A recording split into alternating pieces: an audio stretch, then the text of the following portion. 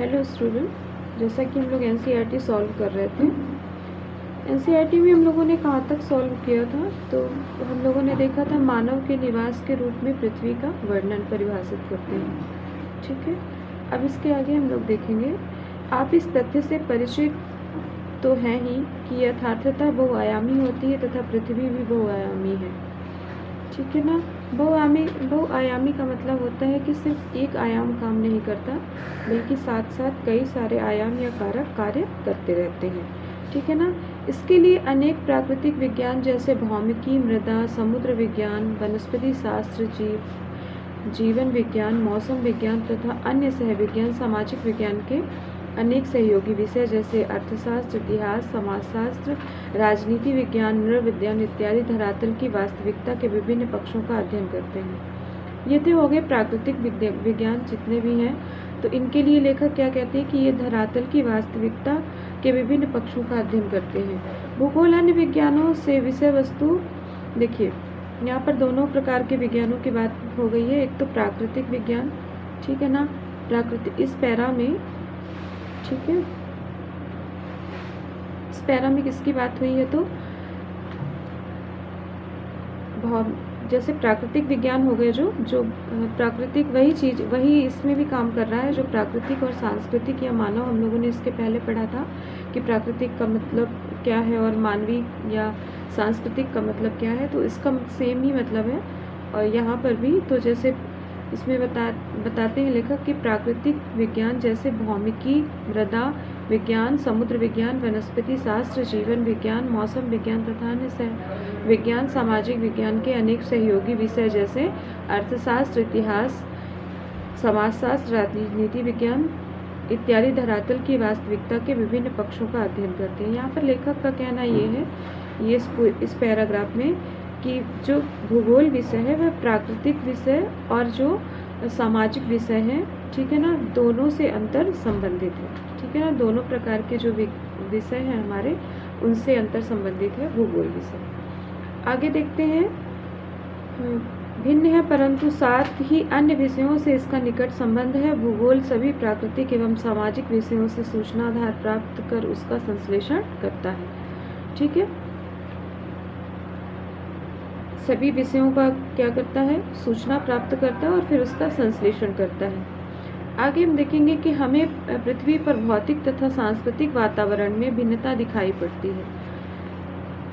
अनेक तत्वों में समानता तथा कई में असमानता पाई जाती है। यह पैरा हमने पहले भी पढ़ा है कि पृथ्वी पर पूर्व से लेकर पश्चिम तक या उत्तर से लेकर दक्षिण तक अगर हम भारत के संदर्भ में मिले तो प्राकृतिक और सांस्कृतिक दोनों प्रकार की क्या होती है कि भिन्नता दिखाई देती है हमें। अतः भूगोल को क्षेत्रीय भिन्नता का अध्ययन मानना अधिक तार्किक लगता है। लेखक का कहना है कि सामाजिक हो या भौतिक हो, हमें विभिन्न प्रकार कितने भी कहीं पर भी हम जाएं तो हमें भिन्नता दिखाई पड़ती है। कहीं पर हमें समानता भी देखने को मिलती है और कहीं पर असमानता भी। तो लेखक को ऐसा लगने लगा है कि इसमें अब इसको क्षेत्रीय भिन्नता का अध्ययन मान लेना ही सही है। ठीक है, इसमें अभी हम लोग इसी बात पे चर्चा कर रहे हैं कि भूगोल क्या है। ठीक है, भूगोल क्यों पढ़ना चाहिए, तो ये हो गया था। अभी टॉपिक यही चल रहा है कि भूगोल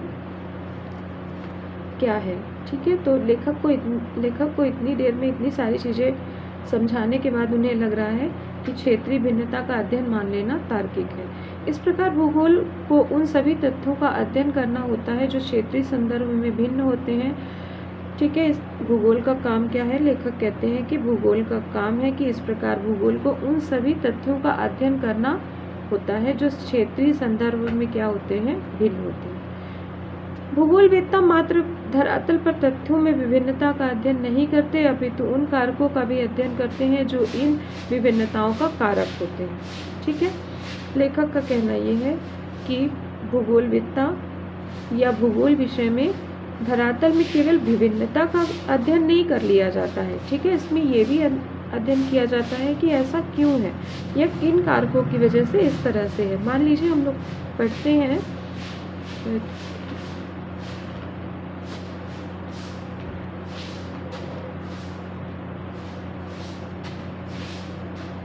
हम लोग पढ़ते हैं ऐसे, हम लोग क्या पढ़ते हैं हम लोग कि जो उत्तर में क्या है कि विशाल पर्वत है। हम लोग ऐसे ही पढ़ते हैं ना कि उत्तर में विशाल पर्वत है। हमने पढ़ लिया, लेखक ने बता दिया कि उत्तर में क्या है कि विशाल पर्वत है। ठीक है, उत्तर में क्या है, विशाल पर्वत है। ऐसा ही पढ़ते हैं ना हम लोग कि यहाँ पर उत्तर में क्या है कि विशाल पर्वत है। यहाँ पर हम लोग यही पढ़ते हैं ना कि उत्तर में विशाल पर्वत है, हिमालय पर्वत है। फिर हम पढ़ते हैं कि यहाँ पर मैदान है। फिर हम पढ़ते हैं कि पठार है। फिर हम पढ़ते हैं कि पूर्वी एवं पश्चिमी घाट है, पूर्वी एवं पश्चिमी मैदान है। ये पढ़ते हैं हम लोग। यहाँ पर शुष्क मरुस्थल है भारत का हमारे। तो लेखक का ये कहना है कि हम सिर्फ ये नहीं पढ़ते हैं कि यहाँ पर ये चीज़ें उपस्थित हैं, हम ये इसका कारण भी जानते हैं। भूगोल विषय में या भूगोलवेत्ता जो है वो इसका कारण भी बताते हैं कि यहाँ पर पर्वत क्यों है, यहाँ पर जो पठार है वो क्यों है, और मैदान क्यों है, और ये जो पूर्वी और पश्चिमी घाट या पूर्वी पश्चिमी घाट मैदान का जो निर्माण हुआ है तो वो क्यों हुआ है। तो पूरे इस पैरा का कहने का मतलब ये है कि जो भी यहाँ पर अपितु उन कारकों का भी अध्ययन करते हैं जो इन विभिन्नताओं का कारण होते हैं। उदाहरण के लिए इन्होंने लिया है कि फसल का स्वरूप एक प्रदेश से दूसरे प्रदेश में भिन्न होता है, किंतु यह भिन्नता तथ्य के रूप में मिट्टी, जलवायु, बाजार में मांग, किसानों की व्यय क्षमता, तकनीकी निवास की उपलब्धता आदि में भिन्नता से संबंधित होती है। इस प्रकार भूगोल की दिलचस्पी किन्हीं दो तत्वों या एक से अधिक तत्वों के मध्य कार्य कारण संबंध को ज्ञात करने में है। लेखक का कहना है कि जैसे मान लीजिए अभी हमने भारत के संदर्भ में देखा, ठीक है, जैसे हमने अभी भारत के संदर्भ में देखा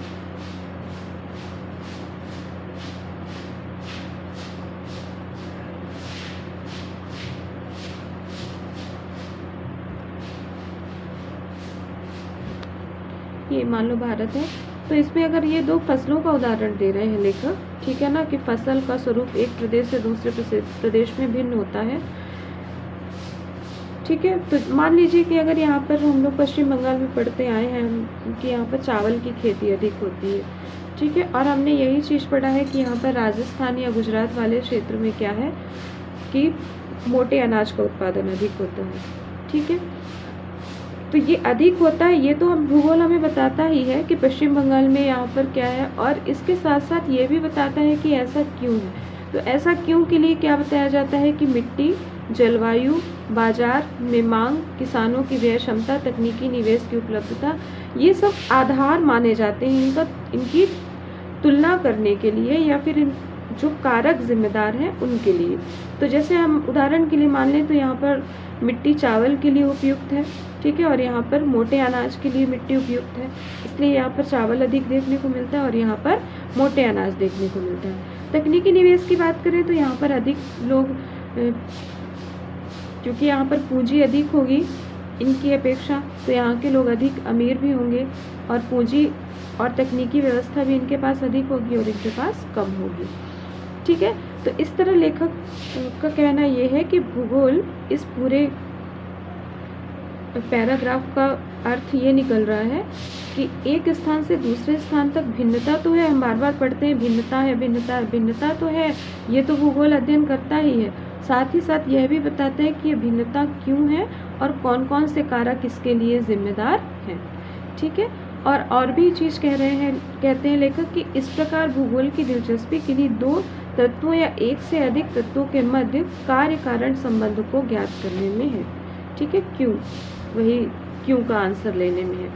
ठीक है, अब आगे देखते हैं। एक भूगोलवेत्ता तथ्यों के कार्य कारण संबंधों, तथ्यों की व्याख्या कार्य कारण संबंधों के ढांचे में ही करता है, क्योंकि यह केवल व्याख्या में ही सहायक नहीं होता, अपितु तथ्य के पूर्वानुमान एवं भविष्य के परिप्रेक्ष्य में देखने की क्षमता भी रखता है।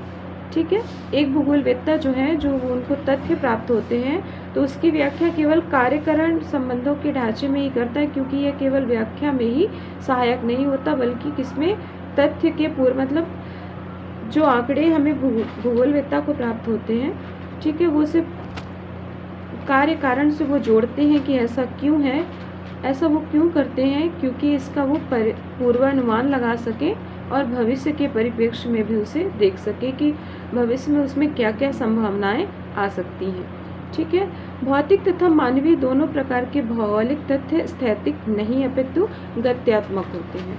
देखिए, हर चीज़ परिवर्तनशील है।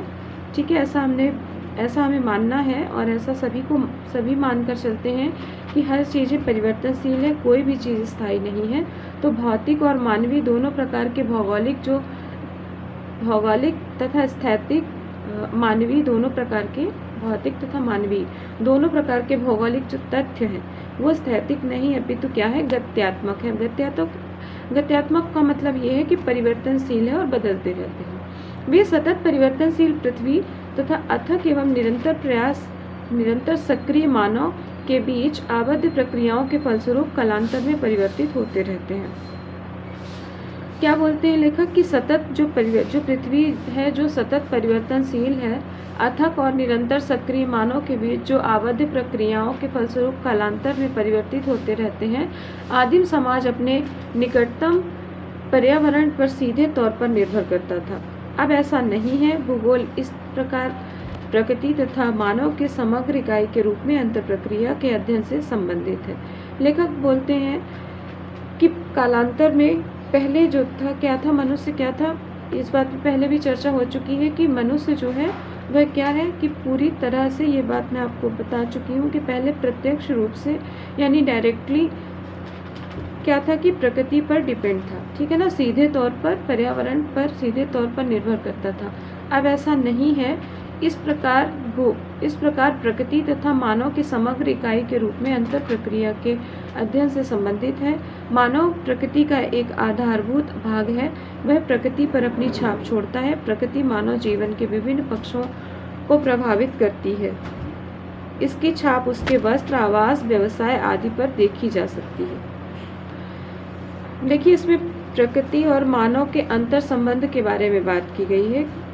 लेखक का कहना है कि वे आदिमानव समाज अपने निकटतम पर्यावरण, पहले देखिए इसमें जो आदिमानव समाज था वह पूरी तरह से प्रकृति पर डिपेंड था, प्रत्यक्ष रूप से। आज भी हम प्रकृति पर निर्भर हैं, पर आज हम प्रत्यक्ष नहीं बल्कि कुछ चीज़ों में अप्रत्यक्ष रूप से या ज़्यादातर चीज़ों में हम अप्रत्यक्ष रूप से हैं। और पहले क्या था कि पहले हम पूरी तरह से प्रत्यक्ष ही डिपेंड थे। लेखक यहाँ पर आपको ये बताना चाहते हैं कि प्रकृति तथा मानव के समग्र इकाई के रूप में अंतर प्रक्रिया से संबंधित है। भूगोल जो है, जो पहले भी आप लोगों को बताया जा चुका है कि भूगोल प्रकृति तथा मानव के समग्र इकाई के रूप में इनके अंतर प्रक्रिया से ही संबंधित है। इस बात को ध्यान रखना है। मानव एक प्रकृति का आधारभूत भाग है। वह प्रकृति पर अपनी छाप छोड़ता है। ठीक है, प्रकृति पर अपनी छाप छोड़ता है और प्रकृति मानव जीव, कहने का मतलब ये है कि प्रकृति मनुष्य को प्रभावित करती है और मनुष्य प्रकृति को प्रभावित करता है। ठीक है, अगर उदाहरण के लिए हम लें तो जिन क्षेत्रों में नगर बसे हुए हैं, ठीक है ना, वहाँ की आप लोग वहाँ पर देखेंगे कि वहाँ का नेचुरल जो दृश्य है, जो प्राकृतिक दृश्य है वह अलग है। और जो जहाँ पर आप लोग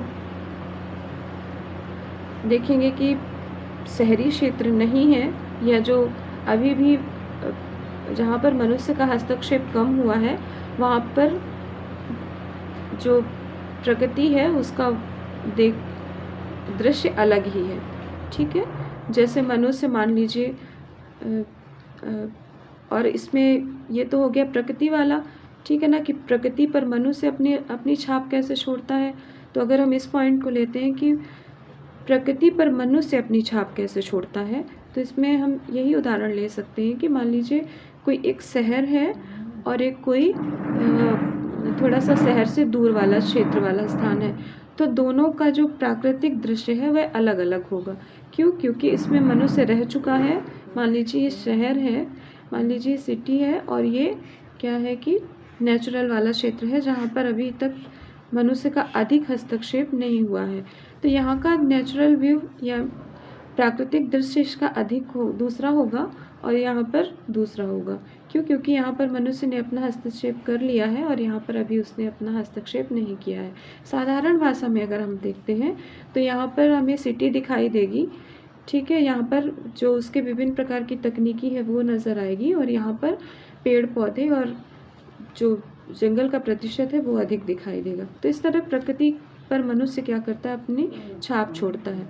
और अगर इसके विपरीत वाले इस वाले लाइन पर जाते हैं कि प्रकृति मानव जीवन के विभिन्न पक्षों को प्रभावित करती है, उसके छाप उसके वस्त्र, आवास, व्यवसाय आदि पर देखी जाती है, तो इसके लिए हम लोग क्या उदाहरण देख सकते हैं इस लाइन के लिए?